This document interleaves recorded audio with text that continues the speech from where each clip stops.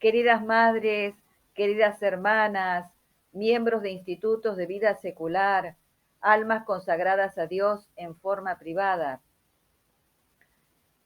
En el video que presentamos hoy, vamos a hacer memoria de las primeras vírgenes, las primeras almas consagradas en Occidente, porque deseamos hacer un paralelo entre lo que se va desarrollando en Oriente y en Occidente, al dispersarse ya los apóstoles y establecer comunidades cristianas en todas partes. Y algo muy interesante, muy importante, a mi humilde parecer, que debemos destacar es que siempre el movimiento hacia la entrega a Dios ha sido en forma personal, individual, anacorético. Después ha venido el segundo momento del cenobio, la comunidad. Pero al principio fue siempre esto, el alma sola con Dios, como retomando ese instante primero en que Adán, el primer monje, como nos decían los autores monásticos primitivos, de los que hemos hablado en el primero de estos videos dedicados a monjas, ese estado, Adán el primer monje, el primer ermitaño. Así entonces, la primera moción del alma es a la soledad con Dios, una con uno. Se retoma la unidad, el alma con Dios. Y fíjense que también ha ocurrido algo similar en el campo de la ciencia humana, en el campo natural. La filosofía, la madre de todas las ciencias, ha nacido también siendo metafísica. Lo primero que se han preguntado los sabios es esto, la causa primera y el fin último de todas las cosas. La filosofía, la primera ciencia, la madre, la reina de las ciencias, ha nacido metafísica. Después, en un segundo momento, comienza la diversificación de objetos de estudio. Pero el primer salto hacia la búsqueda del objeto de estudio es metafísico. Así entonces los dos planos, natural y sobrenatural, se encaminan a la unidad. Y es por eso, queridos hermanos, queridas hermanas, que se ha visto siempre, los más grandes santos han visto, a la vida eremítica como la coronación de toda vida consagrada, porque es la que alcanza plenamente ya en este mundo esa unidad, esa soledad completa con Dios.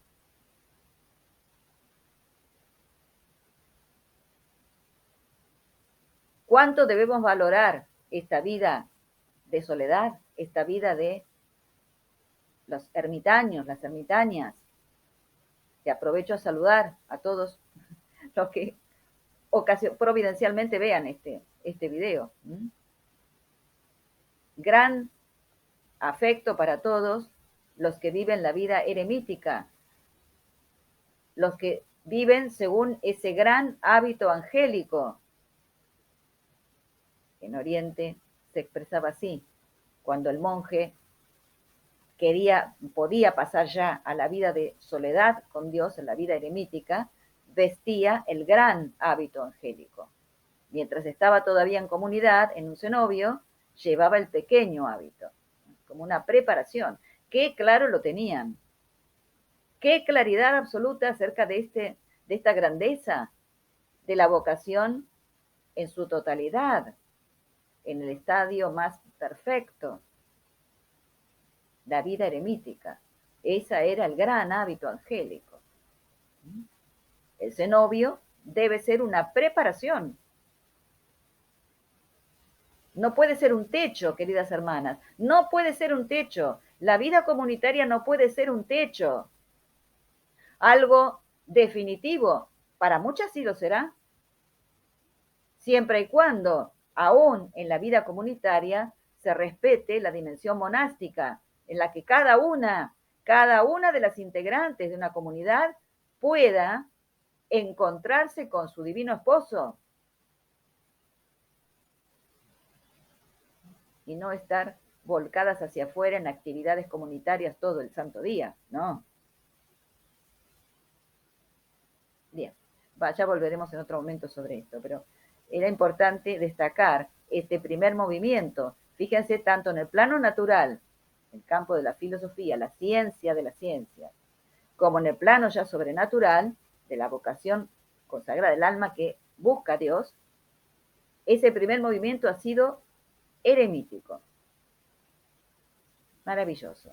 La soledad con Dios, la búsqueda del Señor, contemplativo.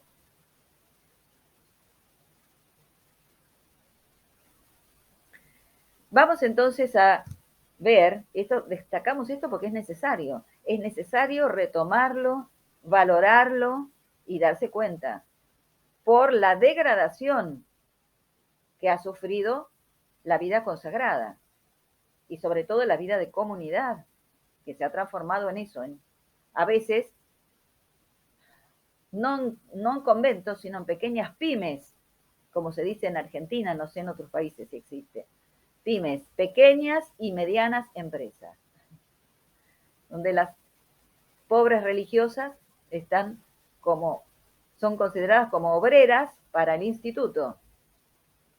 No hay dimensión monástica, no pueden encontrarse con su divino esposo, como le pasaba a esa pobre religiosa mayor en edad, que se quejaba de que estaba grande y se sentía vacía, claro, si la habían tenido hacia afuera continuamente. Cosas, ocupaciones, vida comunitaria solamente, sin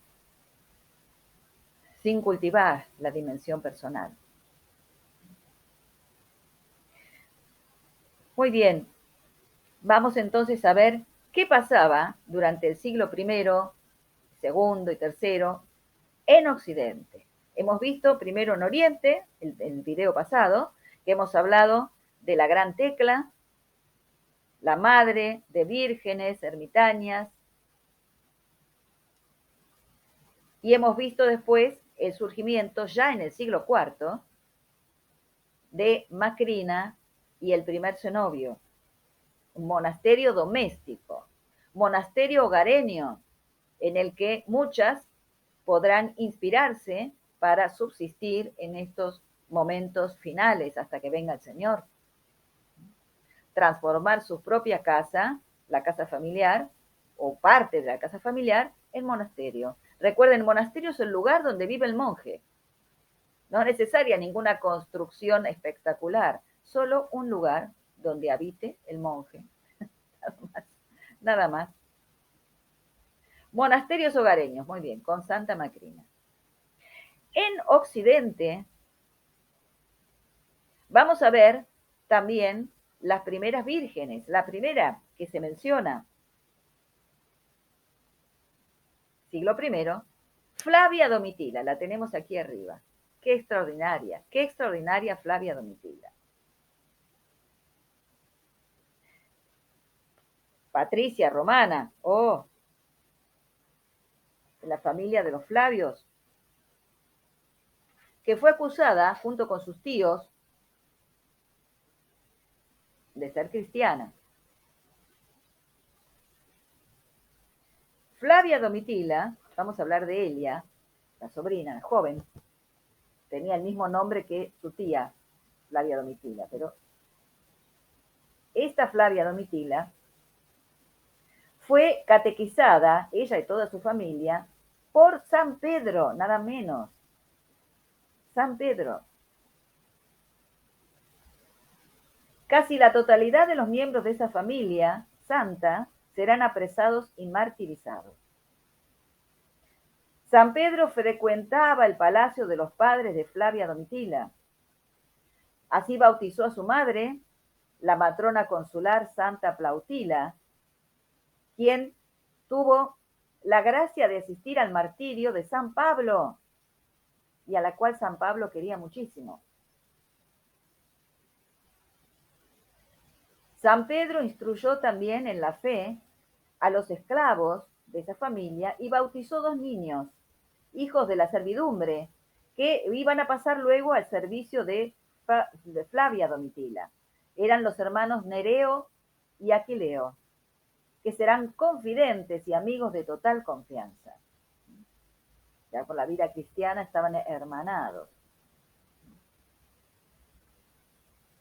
Fíjense que estos, Nereo y Aquileo, contemplando un día el desvelo con que su ama, Domitila, se vestía y enjollaba para recibir a quien era su prometido en ese momento, el patricio Aureliano, lo sintieron vivamente y con libertad cristiana y respeto le dijeron que ellos habían creído siempre que se desposaría con Jesucristo y no con un hombre mortal.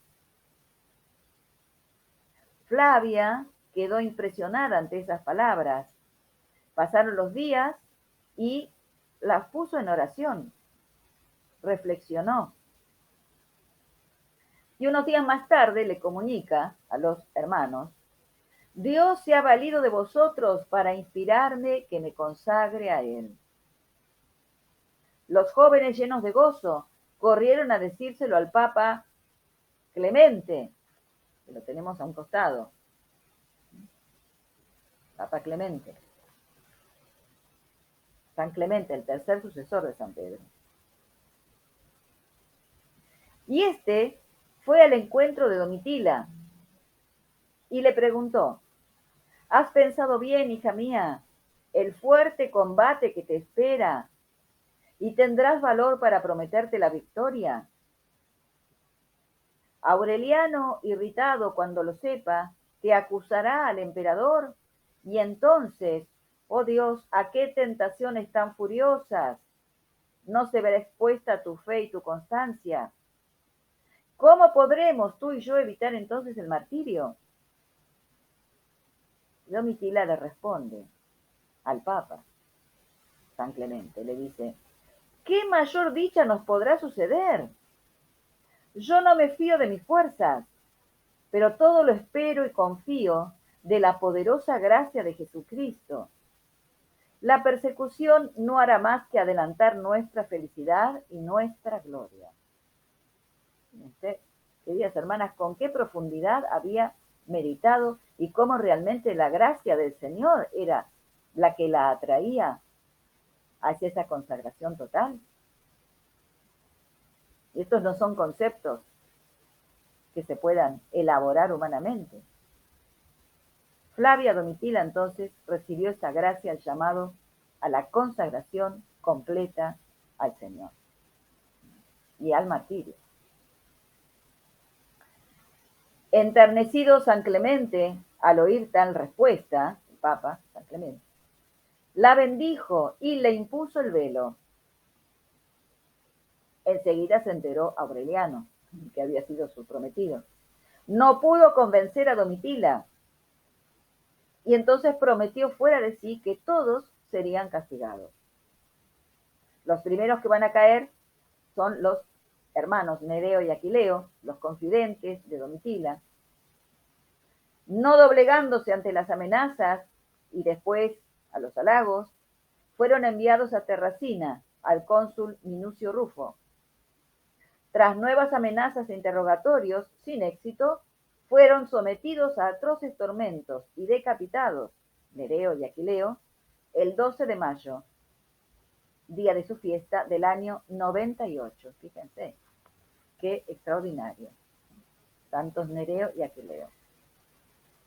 Año 98, estamos ahí.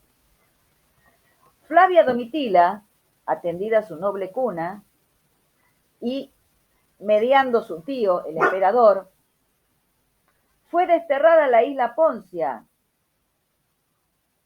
Aureliano, sin embargo, determinó recuperarla y mandó al lugar de destierro a dos hermanas de leche de la joven, Eufrosina y Teodora, con el fin de atraerla de nuevo al mundo. Pero he aquí que la gracia obró en ellas también.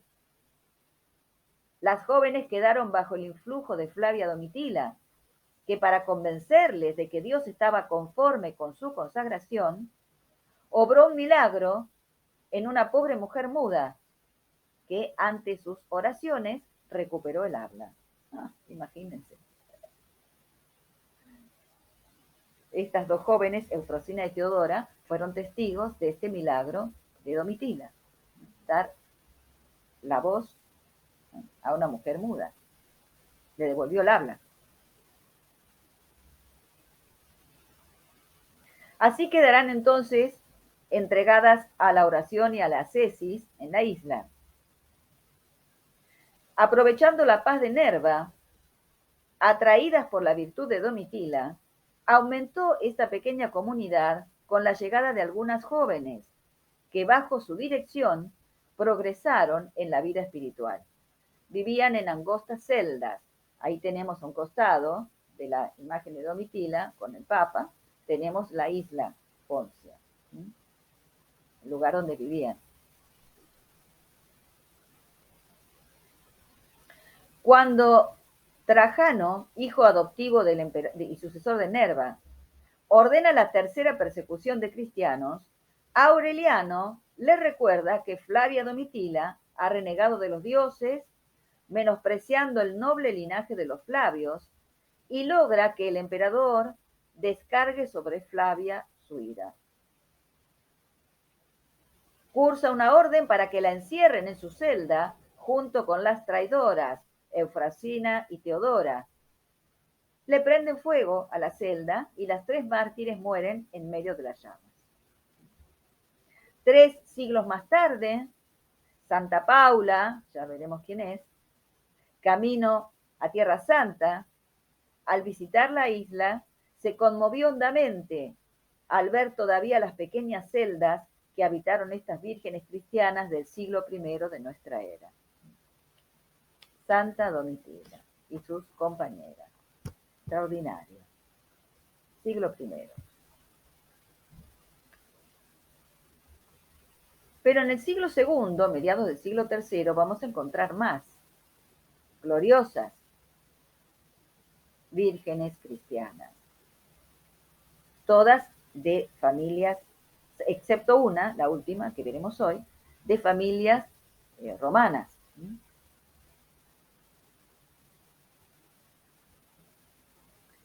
Santa Rufina y Segunda, las tenemos aquí al costado.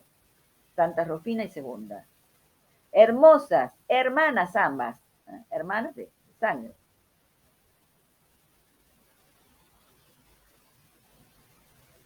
Nacidas en un hogar patricio y cristiano. Sus padres las habían desposado, o sea, las habían prometido a dos jóvenes que también eran cristianos, Armentario y Verino.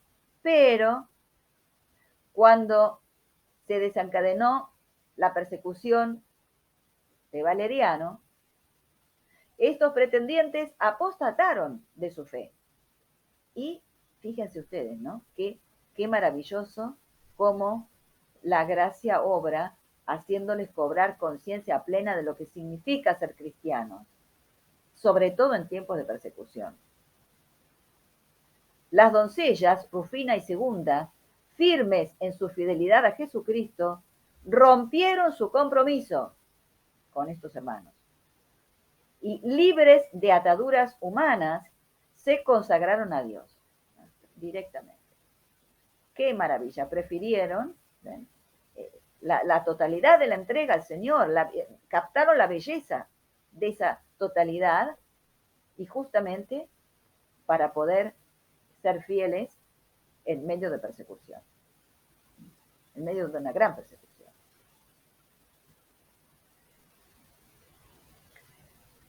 Despechados, los jóvenes Las denunciaron al prefecto de Roma, Donato. Las vírgenes no cedieron en su propósito, aunque fueron cruelmente azotadas. Al ver que el pueblo se conmovía ante tal espectáculo, Donato se apresuró a dictar sentencia. Fueron degolladas en un bosque en la Vía Aurelia y allí mismo les dieron sepultura. Un poco más tarde, en el mismo lugar, se edificó un templo, terminado en el siglo IV, siendo Papa San Dámaso. Más tarde, las reliquias de las dos hermanas se trasladaron a Roma, donde descansa en el baptisterio de San Juan de Letrán. Su martirio tuvo lugar el 10 de julio del año 257. Fíjense, 257, mediados del siglo III. Con lo cual vemos cómo se desarrolla profundamente la noción de la vida cristiana en tiempos tan tempranos y lo que significa la consagración al Señor. Prefieren dar la vida antes que apostatar. Qué ejemplo maravilloso que nos dan, qué ejemplo maravilloso. Santa Rufina y Segunda. Luego ya, también en el siglo III, tenemos a Santa Anatolia, la tenemos allá en la esquina superior. Santa Anatolia es la figura de una estatua de ella, la imagen. Santa Anatolia. En tiempos del emperador Decio, la joven virgen cristiana vivía en Tora, su ciudad natal, junto al lago Belnio. Tuvo el carisma de virgen itinerante. Fíjense, fíjense esto, queridas hermanas, cómo todas las vocaciones son distintas. Esta virgen era itinerante, con la misión de sanar a su paso toda clase de enfermedades y convertir a los pecadores. Es la misión maravillosa de las vírgenes cristianas. Unían, algunas se retiraban solamente a la oración, otras hacían obras de caridad y otras, como Tecla y las primeras compañeras, las que siguieron después, hacían obras de evangelización, pues Anatolia tenía también este carisma de sanar y de convertir a los pecadores. Enterado algún miembro del imperio, cursó una denuncia contra Anatolia y, por decreto del juez Faustiniano, se la sometió a horribles tormentos. Viendo su firmeza en la fe, le echaron una gran serpiente, pero el animal no le hizo daño. Uno de los verdugos, llamado Audaz, queriendo terminar cuanto antes tal suplicio, le atravesó el cuerpo con su espada, y la Virgen rindió su alma a Dios. Poco después, la gracia convirtió a este Audaz, que murió más tarde mártir. Extraordinario. El mismo que le asestó el golpe de espada, muere más tarde siendo mártir. Santa Anatolia. Recuerden, esta tenemos aquí un ejemplo de virgen itinerante. Sola, iba sola, también una vida ermitaña. Vida eremítica, pero itinerante. Sanando y convirtiendo a los pecadores. Extraordinaria. Todos dones de Dios. Vocaciones especiales que siempre se deben respetar. Y tenemos otra virgen hoy, también del siglo III, una virgen esclava, está en el centro, la que tenemos en el centro, debajo de la isla Porcio. Y debajo de ella tenemos al Papa San Clemente. Se trata de la virgen esclava Santa Agatoclia, una virgen cuya condición social no facilita nada saber su origen o raza. Esta Agatoclia era esclava cristiana de una mujer infiel que la castigaba constantemente con azotes y tormentos para que renegara de su fe. Agotada y vengativa, la presentó al juez. Como no fue posible que apostatase, ordenó el juez que la sometieran a tormentos crueles. Y como tampoco conseguían su propósito, le cortaron la lengua, pues en medio de los tormentos cantaba alabando a Jesucristo. Finalmente la echaron al fuego y allí consumó el martirio. Santa Agatoclia, la Virgen esclava. Qué extraordinaria.